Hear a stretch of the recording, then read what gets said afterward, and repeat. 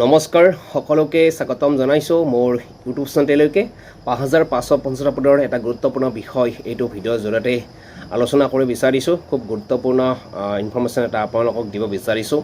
5550 পদত যিসকল প্ৰাৰ্থীয়ে LP আৰু UPত আবেদন কৰিছিল সেইসকল প্ৰাৰ্থীৰ কাৰণে এইটো ভিডিঅ' যথেষ্ট গুৰুত্বপূৰ্ণ হয়। ইতিমধ্যে অহা কাইলৈৰ পৰা ছেকেণ্ড ফিজিকেল ডকুমেণ্টছ ভেৰিফিকেশ্যন আৰম্ভ হ'ব। গতিকে সকলোৱে ভালদৰে ভেৰিফিকেশ্যনখিনি কৰিব আৰু তাৰ প্ৰাক মুহূৰ্তত আপোনালোকৰ কাৰণে এটা গুড ইনফৰমেশ্যন আপোনালোকক দিব বিচাৰিছোঁ। বহুত বেছিয়ে ভাল খবৰ হয়, আপোনালোকক এইটো ভিডিঅ'ৰ জৰিয়তে দিব বিচাৰিছোঁ। যিসকল প্ৰাৰ্থীয়ে নিম্ন প্ৰাথমিক আৰু উচ্চ প্ৰাথমিকত 5550 পদৰ কাৰণে আবেদন কৰিছিল সেইসকল প্ৰাৰ্থীৰ কাৰণে এইটো ভিডিঅ'ৰ জৰিয়তে এটা ভাল টপিক বা ভাল বিষয় আলোচনা কৰিম। আপোনালোকে শুনিলে নিশ্চয় ভাল পাব আৰু আপোনালোকৰ যিসকলে ভাবি আছে যে মোৰ এইবাৰ চাকৰিটো নহ'ব নেকি সেইসকল প্ৰাৰ্থীৰ কাৰণে স্পেচিয়েলি এইটো বহুত বেছিয়ে ভাল খবৰ হয়।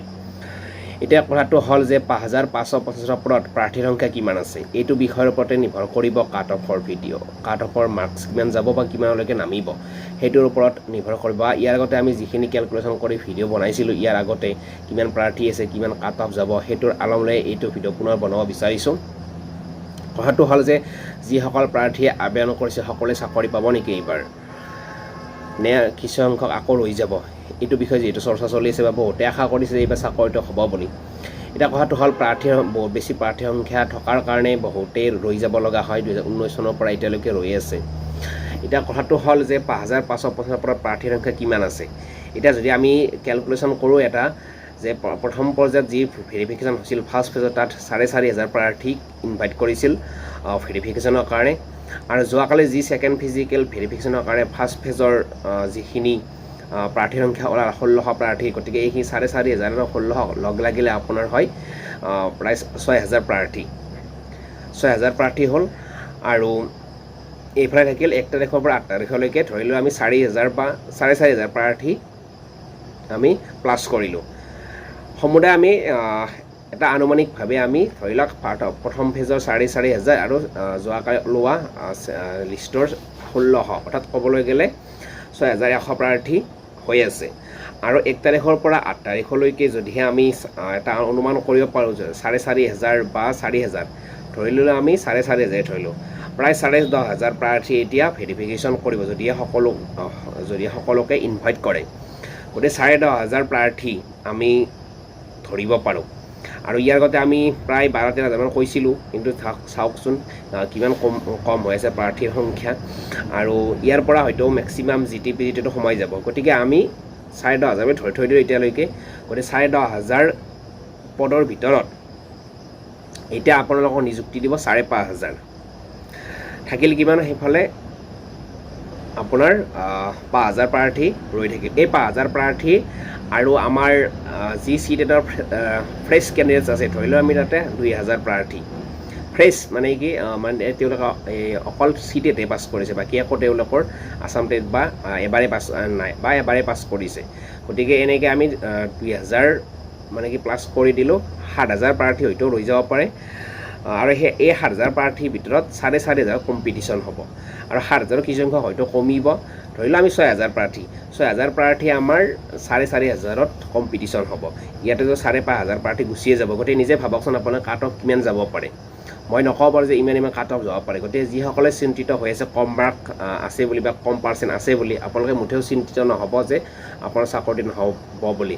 5500 নহ'লেও কিন্তু আপুনি 4500ত চাকৰি পোৱাৰ এটা যথেষ্ট সম্ভাৱনা আছে। এইকাৰণে আছে যে মই কেলকুলেশ্যনটো আপোনাক কৰি দিলোঁ যে প্ৰথম ফেজত মাতিছিল 4500, এইবাৰ মাতিলে আপোনাৰ 1600, গতিকে হ'ল 6100।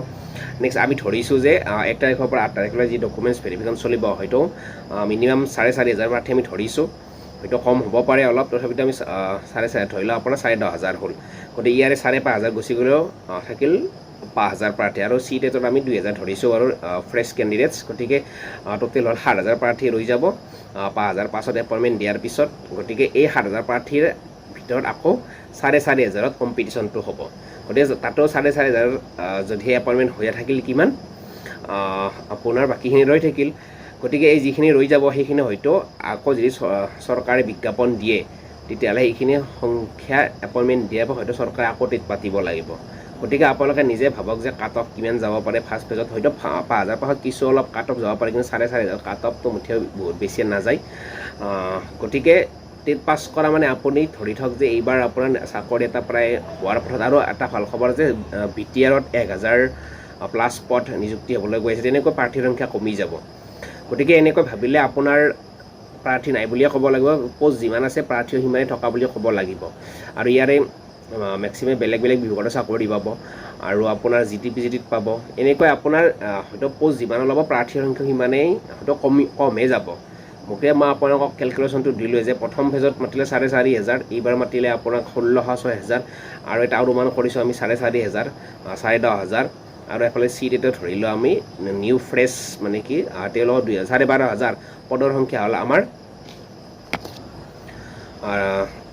10000 গতিকে প্ৰাৰ্থীৰ সংখ্যা হয়তো 1500মান প্ৰাৰ্থী ৰৈ যাব গতিকে চিন্তা নকৰিব কোনেও কম মাৰ্ক থাকিলেই যে আপুনি চাকৰি নাপাব চাকৰি নিশ্চয় পাব গতিকে ধৈৰ্য ধৰিব লাগিব সকলোৱে আপোনালোকে নিজৰ কেলকুলেশ্যনটো কৰিব পাৰে গতিকে কিমান সংখ্যক প্ৰাৰ্থী আৰু ভেৰিফিকেশ্যন কৰিব যাব আৰু ইয়াতে হয়তো কিছু সংখ্যা আৰু এবচেণ্ট হ'ব বা কিছুমানৰ অসুবিধাৰ কাৰণে ভেৰিফিকেশ্যন কৰিব নাহিব কিন্তু বিভিন্ন সমস্যাৰে জড়িত হৈ কিছুমান সংখ্যক প্ৰাৰ্থী এনেও কমি যাব গতিকে ভাবক কিমান কাট অফ যাব পাৰে আপুনি গতিকে চিন্তা নকৰিব চাকৰি এনেও পাই আছে ধন্যবাদ